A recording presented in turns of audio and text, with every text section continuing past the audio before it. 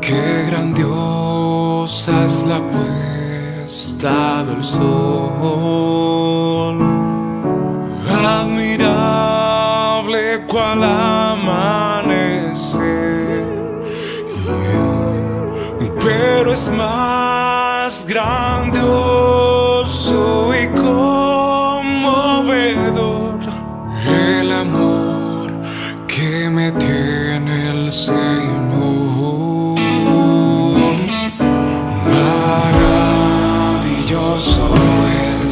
Maravilloso es cuando pienso que Dios me ama a mí. Maravilloso es cuando pienso que Dios me ama a mí. Estimados hermanos de la fe, amigos y todo aquel que es motivado por el Espíritu Santo a escuchar su palabra, les invitamos cordialmente a escuchar el mensaje que Dios tiene preparado para nuestras vidas, la palabra de Dios que nos ayuda a descubrir la voluntad de Dios en nuestras vidas. Siéntanse regocijados de esta gran bendición. Que Dios los continúe bendiciendo, amados hermanos, amigos y conocidos.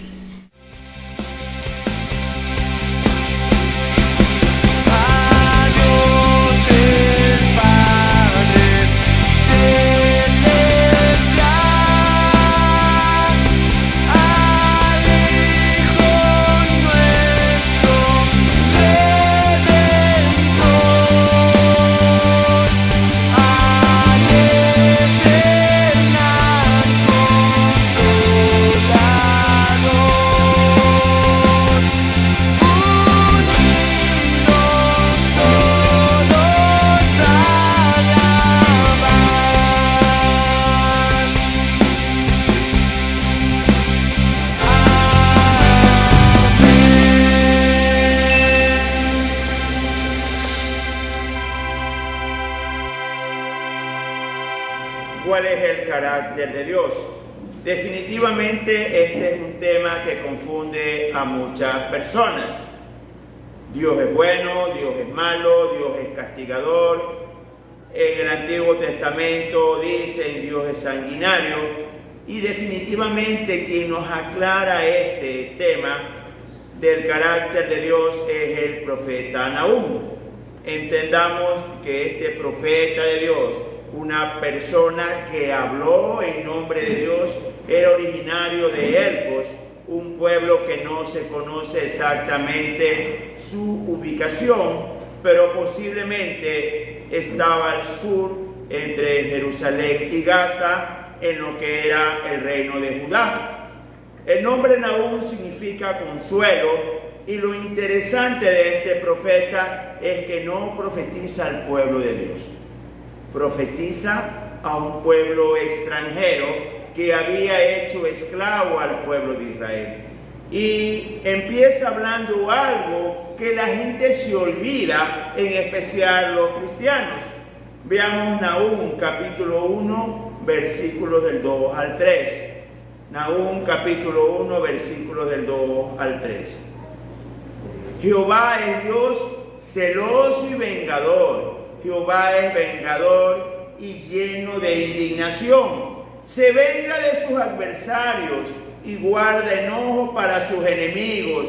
Jehová es tardo para la ira y grande en poder, y no tendrá por inocente al culpable. Jehová marcha en la tempestad y el torbellino, y las nubes son el polvo de sus pies.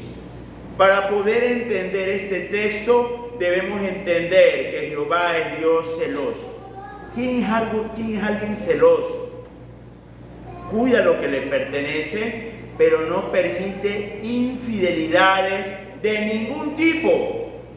Dios no te va a compartir con nadie, no te va a compartir con ídolos de madera, con falsos dioses o con pecados. Muchas personas, pensando que Dios es bueno, pecan de manera intencional.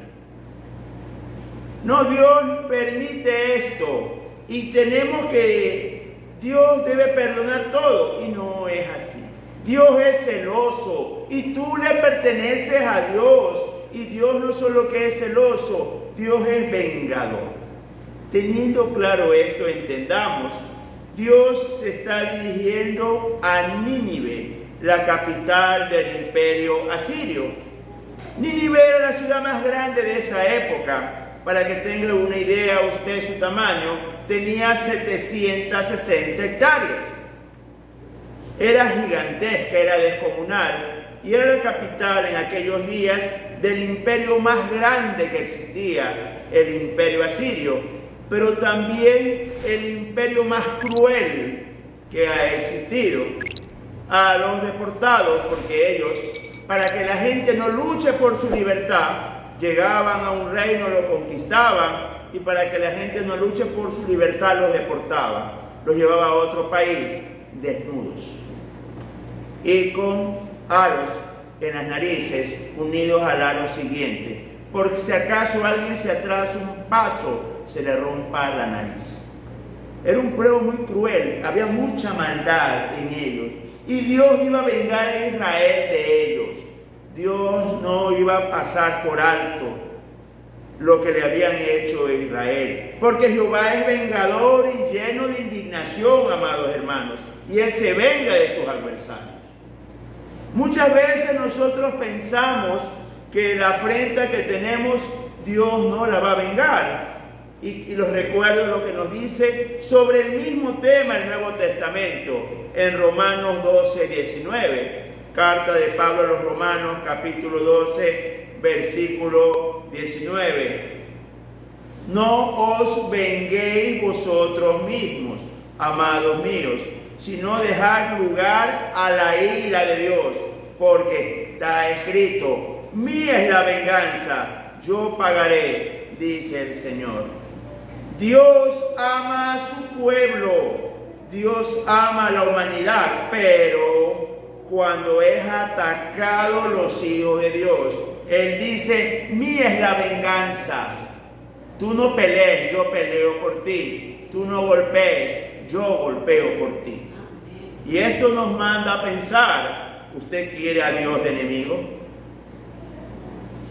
Luche contra el pueblo de Dios, luche contra los designios de Dios, luche contra la voluntad de Dios, y tendrá Dios de enemigo, y tendrá un Dios vengativo que lo va a destruir.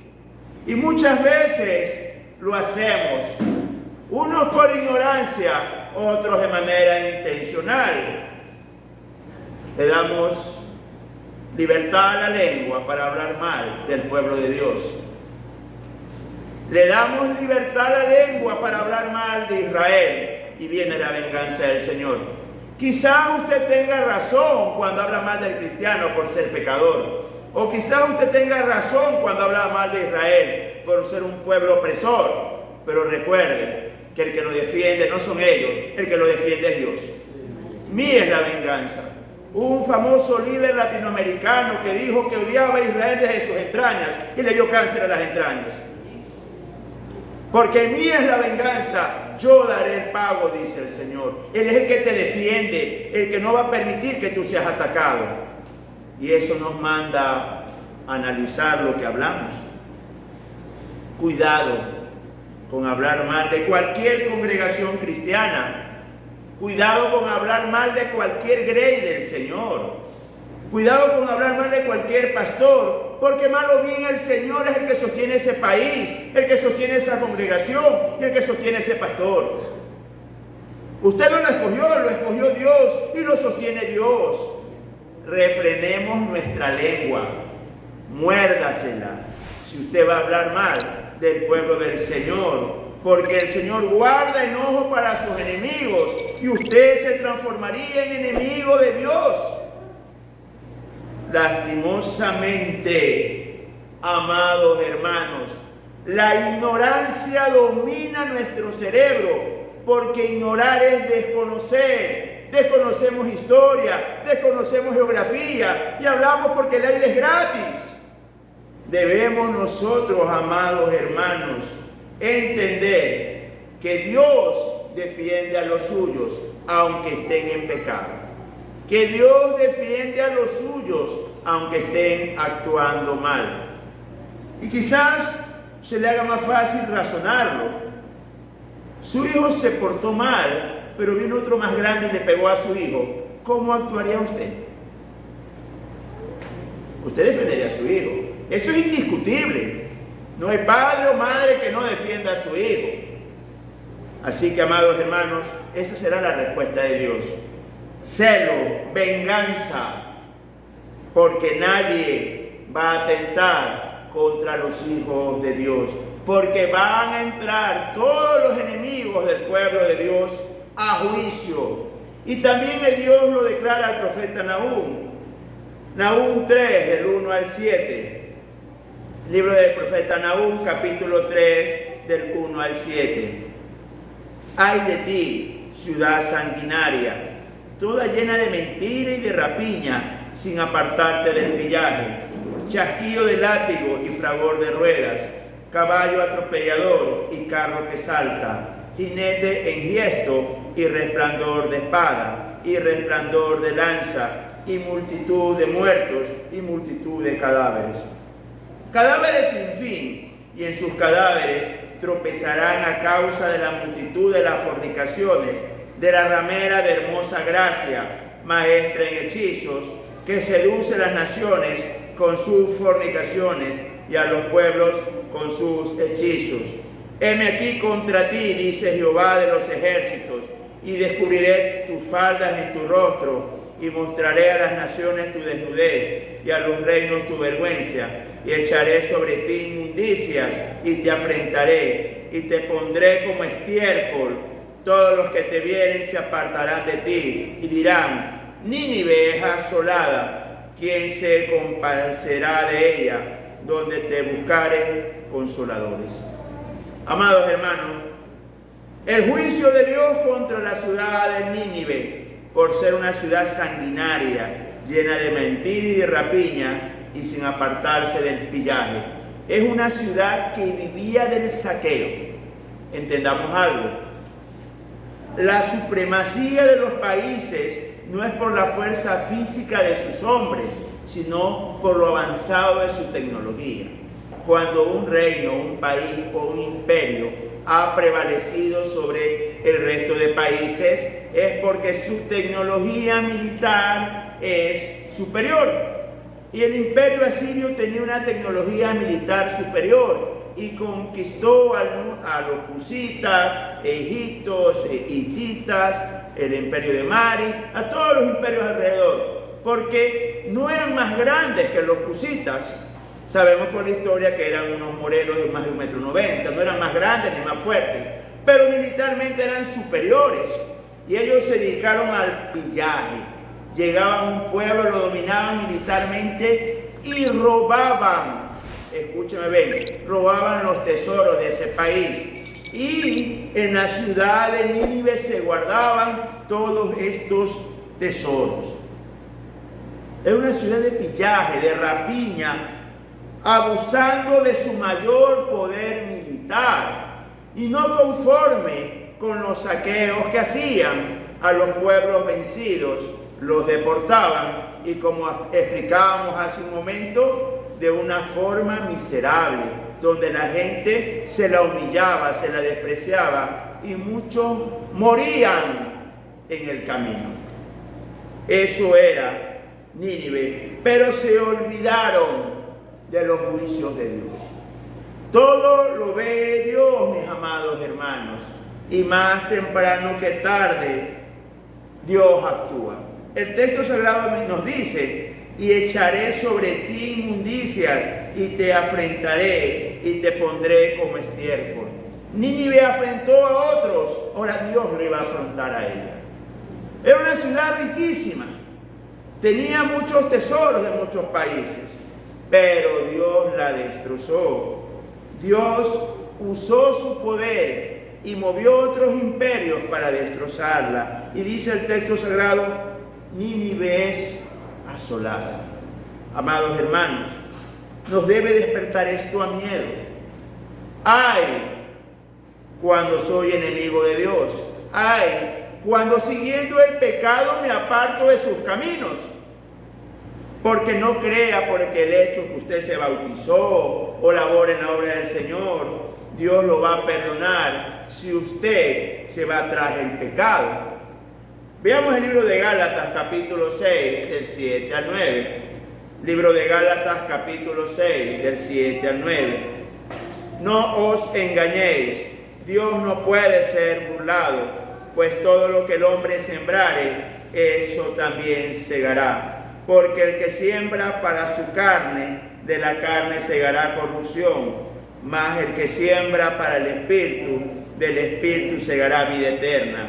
No nos cansemos pues de hacer bien, porque a su tiempo segaremos, si no nos desmayamos. Dios no puede ser burlado. Usted está bajo la lupa de Dios. Las personas no creyentes son observadas por Dios, pero el creyente es mucho más. Trabaja para la obra del Señor, diezma, ofrenda, es fiel a su esposa, fiel a su esposo, refrena su lengua. En su hogar se permite el pecado. Y aquí quiero aclarar algo. La salvación es individual. Usted puede ser salvo y sus hijos no. Usted no puede practicar el pecado y sus hijos sí, porque Dios nos da libre albedrío. Pero hay del padre o la madre que permita que en su hogar se practique el pecado, que por ser hijo se va a permitir drogadicción, alcoholismo, o que lleven los novios o las novias a los cuartos a disfrutar la juventud. No, mis amados hermanos, Dios no puede ser burlado y usted no puede ser cómplice del pecado. La salvación es individual y creo que todos los padres y madres que me escuchan oramos de rodillas por nuestros hijos, porque lleguen a ser salvos, porque el Espíritu Santo hable a sus corazones, porque solo el Espíritu Santo redarguye de pecado. Así que mis amados hermanos, recuerden, Dios no puede ser burlado y usted no puede ser cómplice del pecado. Cada persona será juzgada de manera individual, pero también es cierto que si usted es cómplice del pecado, también vendrá el castigo sobre usted y usted va a encontrarse peleando contra Dios.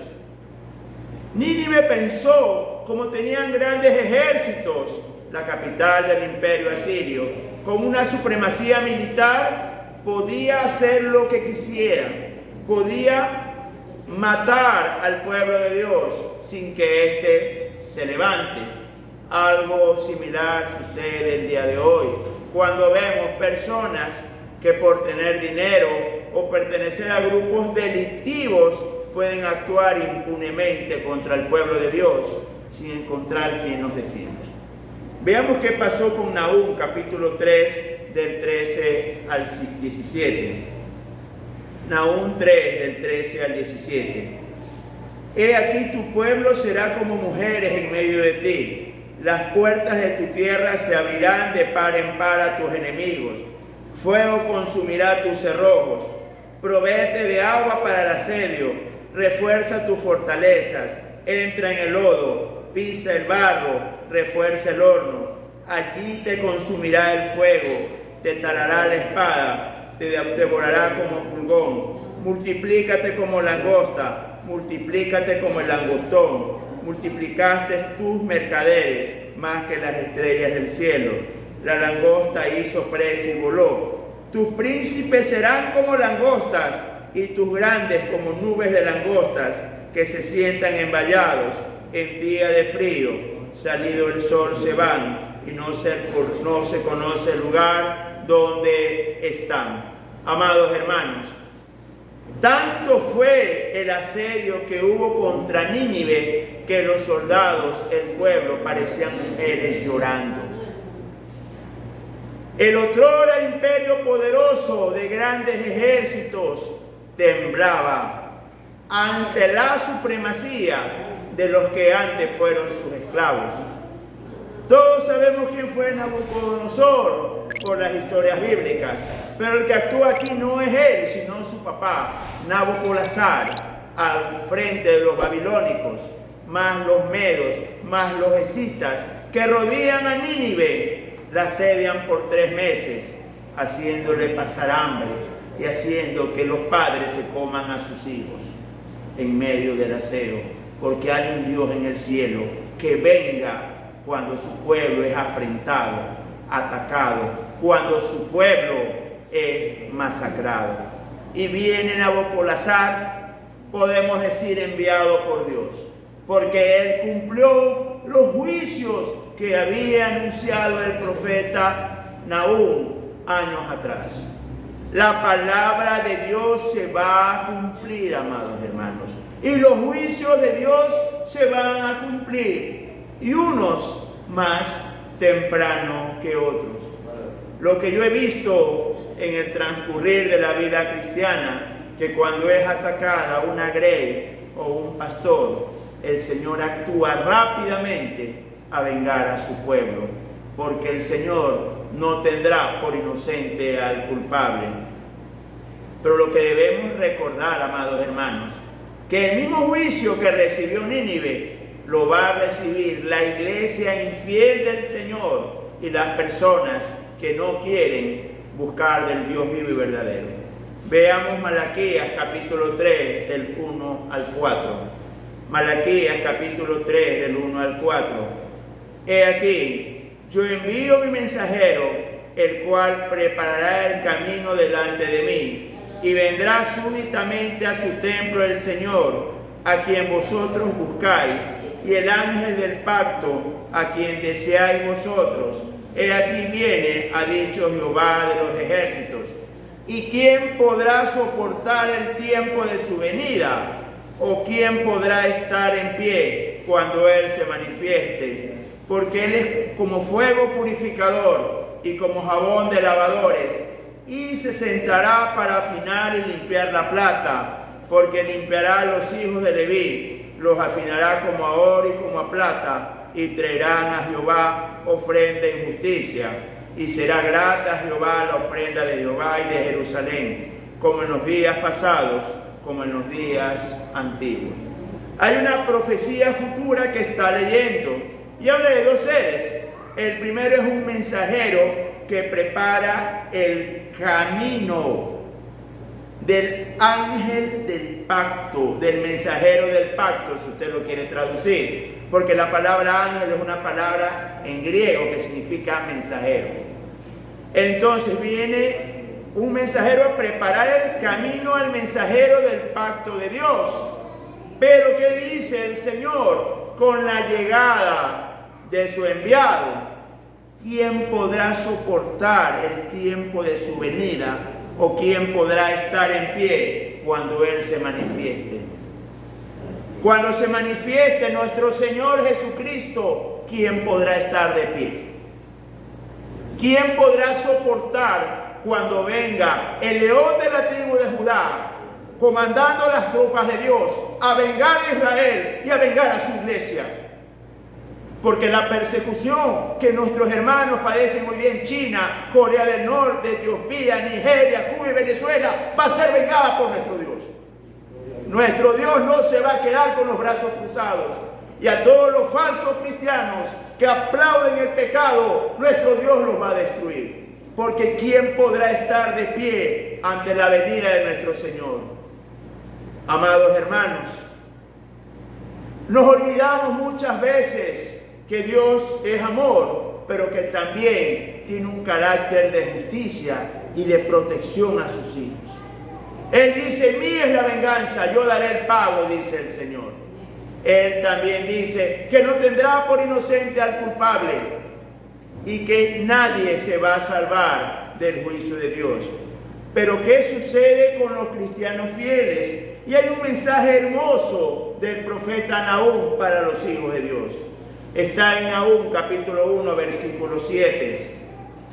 Nahum capítulo 1, versículo 7.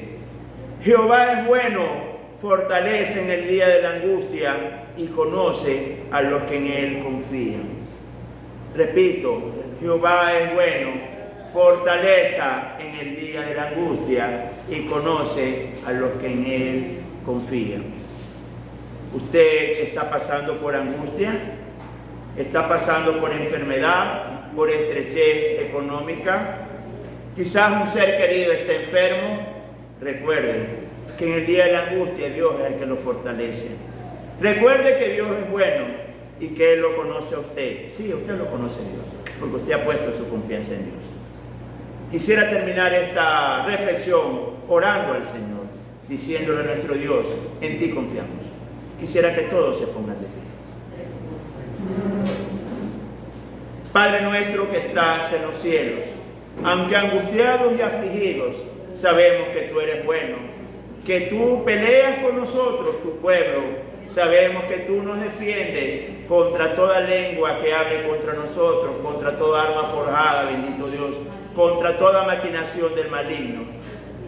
En este día te decimos, en ti confiamos, te entregamos nuestras peleas, nuestros problemas, nuestras angustias, y confiamos porque tú eres el Dios vivo y verdadero, y el anhelo de nuestra alma es estar de pie en la segunda gloriosa venida.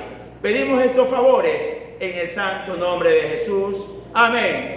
Dios los bendiga y confiemos en el Señor.